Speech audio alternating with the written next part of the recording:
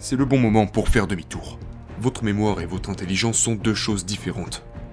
Si vous avez une intelligence qui n'est pas souillée par votre mémoire, vous verrez toutes les choses telles qu'elles sont. Mais si vous regardez tout à travers les filtres de votre mémoire, tout est faussé. Est-ce que quelqu'un vous a appris qu'une main est composée de 5 doigts, que celui-ci est le petit doigt et que vous ne devez pas le couper? Est-ce que cette morale est nécessaire? Tout ce que vous ressentez fait partie de vous-même. Mais avec ça, vous n'avez pas besoin de valeur, d'éthique, de morale, de rien, parce que c'est une partie de vous. C'est ce qu'enseigne le yoga. Vous expérimentez toute chose comme étant une partie de vous-même.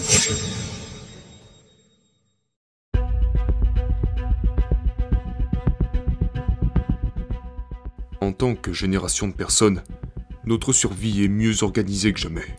Nous avons la capacité de communiquer comme jamais auparavant. Nous avons des conforts et des commodités qu'aucune autre génération a pu connaître avant nous. Mais aussi, il y a certaines choses qui se passent. Une chose est qu'il y a plus de gens sur la planète aujourd'hui que jamais auparavant. Maintenant, pour la première fois, un très grand nombre de personnes pensent par elles-mêmes. Maintenant, vous pouvez toujours débattre pour savoir s'ils pensent bien ou mal, mais au moins ils pensent. Quand je dis que les gens pensent par eux-mêmes, c'est que, disons, si deux personnes se disputent, les deux personnes pensent que l'autre personne est illogique, ce qui signifie que dans son esprit, il existe un certain schéma logique. Aussi logique que quelqu'un puisse vous sembler, dans son esprit, il a son propre schéma logique.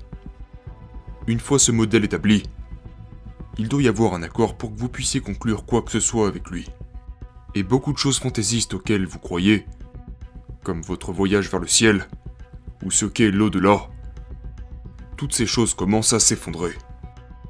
Si vous regardez cette génération, disons, remontons 2 générations en arrière, combien de personnes au Royaume-Uni pensaient qu'elles iraient au paradis? Combien de personnes pensent qu'elles iront au paradis en se préparant pour ça? Ça a chuté de façon spectaculaire. Le paradis s'est effondré dans l'esprit de 80% des gens. Pourtant, ils n'osent pas le dire parce qu'il y a encore de la peur. Mais dans leur esprit, l'aspiration d'aller au paradis est en grande partie éteinte. Maintenant, quand le paradis s'effondre, que font les êtres humains? Ils essaient de le trouver ici. Ce qui est une très bonne chose. Mais si vous ne leur montrez aucun moyen de trouver le paradis en eux-mêmes, se retrouvent à consommer de l'alcool ou de la drogue. Et ce, simplement parce qu'ils essayent de construire leur propre petit paradis. Parce que l'autre paradis qui leur était promis depuis longtemps s'est effondré dans leur esprit. Nous sommes arrivés à un point où, pour cultiver notre nourriture, nous avons besoin de produits chimiques. Pour être en bonne santé, nous avons besoin de produits chimiques. Aujourd'hui, 70% de la population prend des médicaments sur ordonnance. Pour être en paix, nous avons besoin de produits chimiques. Pour être joyeux, nous avons besoin de produits chimiques. Pour être extatique, bien sûr, vous avez l'ecstasy. Mais donc nous nous dirigeons énormément vers les produits chimiques. L'eau que vous buvez est pleine de produits chimiques. L'air que vous respirez est plein de produits chimiques. Et avec la nourriture, c'est encore pire. Donc, si 90% de l'humanité acceptent consciemment ou inconsciemment de consommer des produits chimiques et qu'ils en consomment beaucoup, la prochaine génération que nous produirons sera d'une qualité inférieure à celle que nous sommes aujourd'hui. C'est un crime contre l'humanité. Est-ce que c'est déjà arrivé dans l'histoire? Non.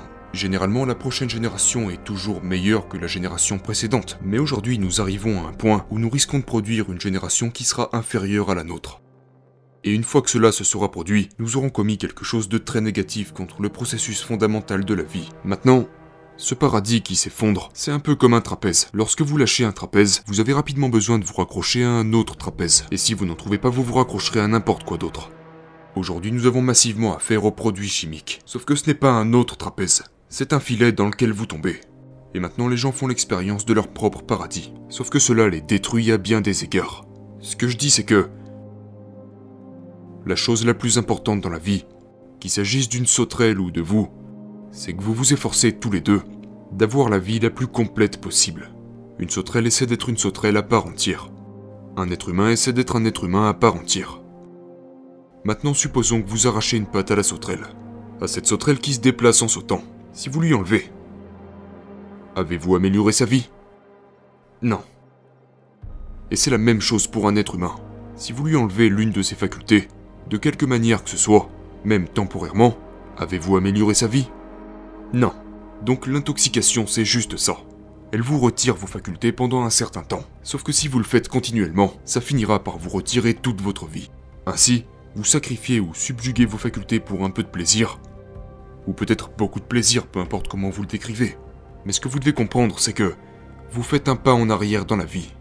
Parce que la vie ne peut être améliorée qu'en aiguisant et en augmentant nos facultés. Et certainement pas en les diminuant. Notre capacité à être actif, physiquement, mentalement, émotionnellement, spirituellement, si cela est paralysé d'une manière ou d'une autre, cela signifie que nous faisons un pas en arrière, et ce même si un certain plaisir y est rattaché.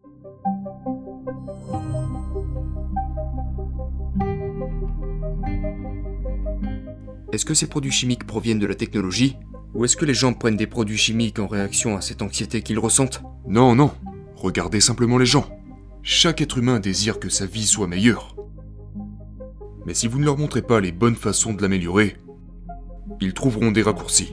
Certaines personnes vont au bar quand d'autres vont à l'église, ou au temple, ou peu importe. Ces gens recherchent la même chose. Ils essaient d'améliorer leur vie, n'est-ce pas? Si vous ne leur montrez pas le bon chemin, ils emprunteront n'importe quel chemin qui se présentera à eux pour y parvenir. C'est pourquoi je dis que ce n'est pas une question morale pour moi. C'est juste que cela vous fait reculer. Vous voulez aller de l'avant, mais ça vous fait reculer. À part les produits chimiques, qu'est-ce qui vous dérange d'autre dans le monde? Êtes-vous inquiet à propos du changement climatique? Êtes-vous inquiet à propos de l'intelligence artificielle? Actuellement, le monde fait face à d'énormes problèmes, cela ne fait aucun doute. Maintenant, suis-je inquiet à ce propos? Non, j'ai un plan et je travaille sur le plan. Si tout le monde travaillait sur son plan, parce que le plan n'est pas fait par moi ou par vous, notre plan suit les contours naturels de la vie.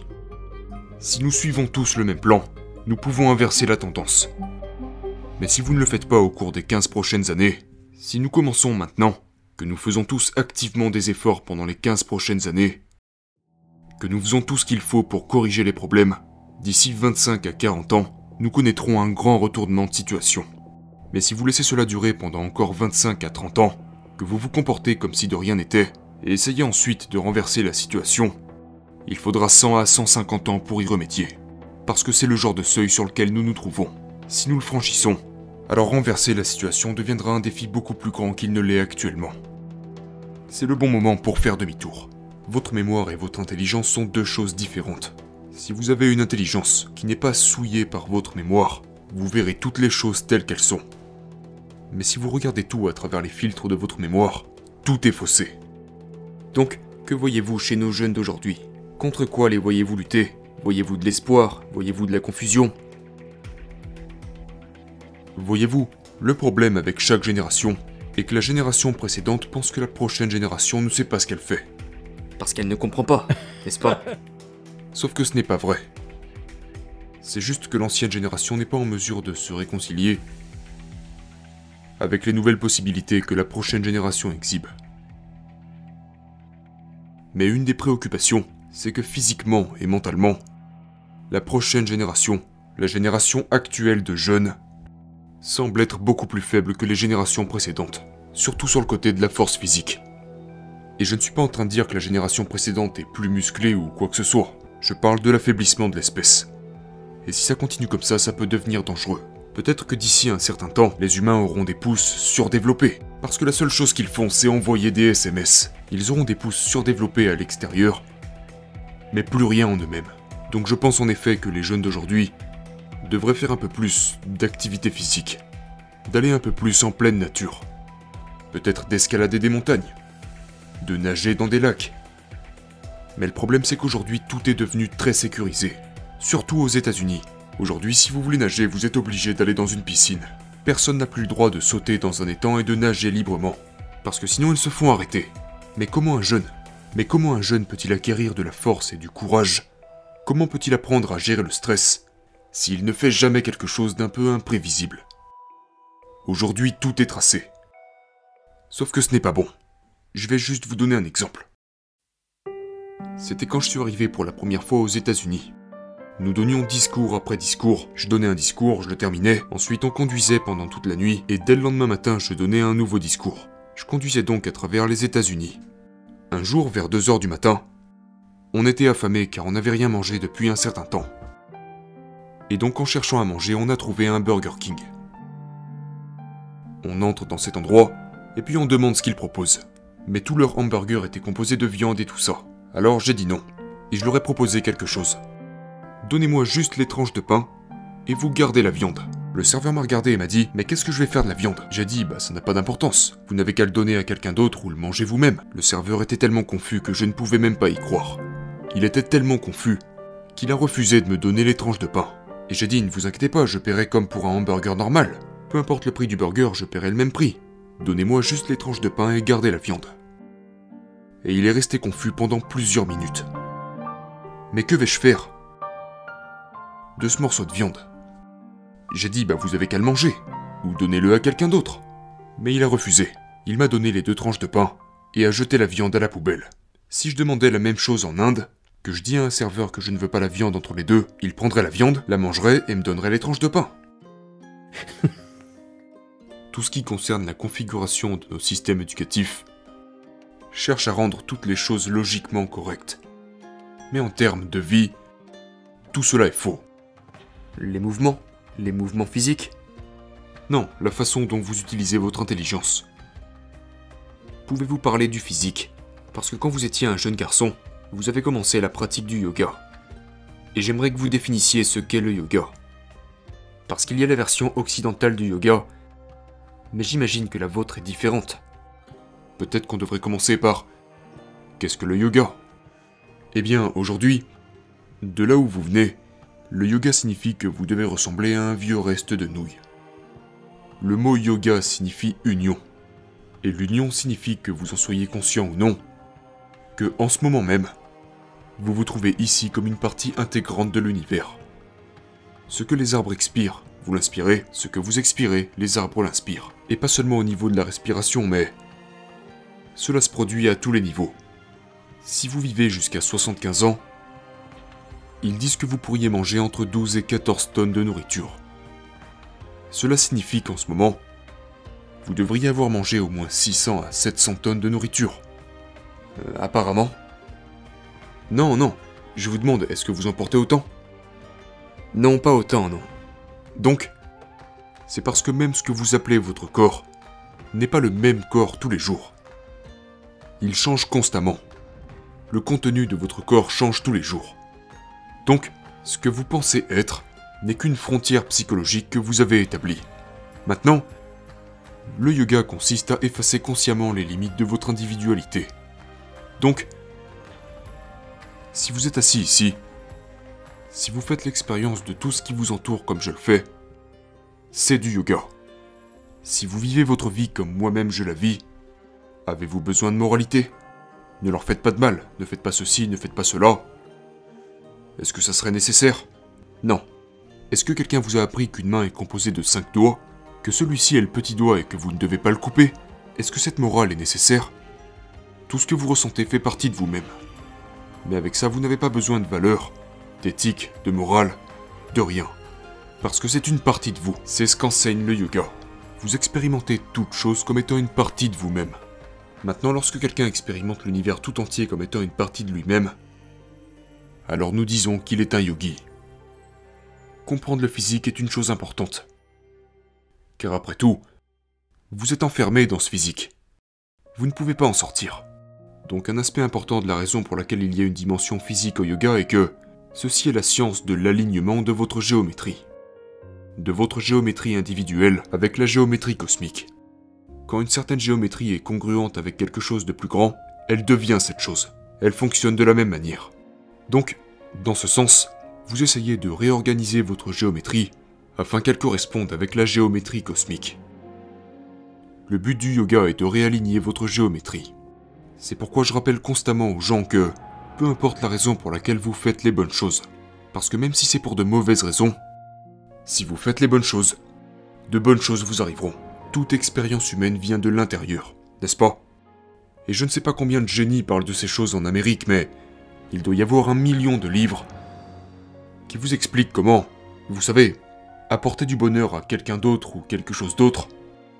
Mais toute expérience humaine est générée de l'intérieur. Et ce qui vient de votre intérieur doit être comme vous le voulez. Ce qui vient de l'extérieur n'est peut-être pas comme vous souhaiteriez qu'il soit. Si tout ce qui se passe en vous se passe comme vous le voulez, serez-vous heureux ou misérable? Heureux, je suppose. Évidemment. Ça paraît peut-être simple, mais ça ne veut pas dire que c'est facile. Eh bien, ce n'est pas si difficile non plus. Vous savez, la plupart des gens voient la complexité comme de l'intelligence. S'ils font des choses complexes, ils pensent qu'ils sont censés être intelligents. Prendre quelque chose de simple et le rendre difficile, ce n'est pas de l'intelligence. Mais prendre une chose très complexe et la rendre simple, ça c'est de l'intelligence. Donc, le mauvais sens de l'intelligence est déformé dans l'esprit des gens.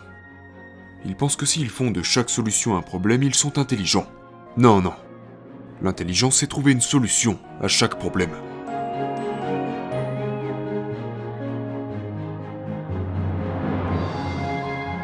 Encore hier, j'étais à cette conférence de l'académie. Et la dernière question qu'on m'a posée, c'était « Après tout ce que vous venez déjà de nous dire, pouvez-vous nous donner un mantra que nous pourrions ramener à la maison et qui fonctionnera pour nous ?» Mais j'ai posé une simple question. Quand vous avez appris l'alphabet, quand vous appreniez à lire et écrire, une langue telle que l'anglais, qui est une langue assez simple avec seulement 26 lettres dans son alphabet. À côté de ça, vous avez la langue tamoule avec 212 lettres dans son alphabet. Très complexe. Pour apprendre une langue aussi simple que l'anglais, il faut 12 ans de scolarité. Pour lire, écrire, comprendre, c'est le rôle de l'école. Donc, pour ça vous prenez 12 années. Et pour transformer votre vie, vous voudriez le faire en 2 minutes. C'est donc ça que vaut votre vie. Je veux dire, si votre vie en vaut vraiment la peine, n'est-il pas important d'y investir une certaine quantité de temps et d'énergie, plutôt que de chercher des raccourcis aussi stupides tels que des mantras pour chercher à transformer votre vie? Ça ne fonctionne pas comme ça.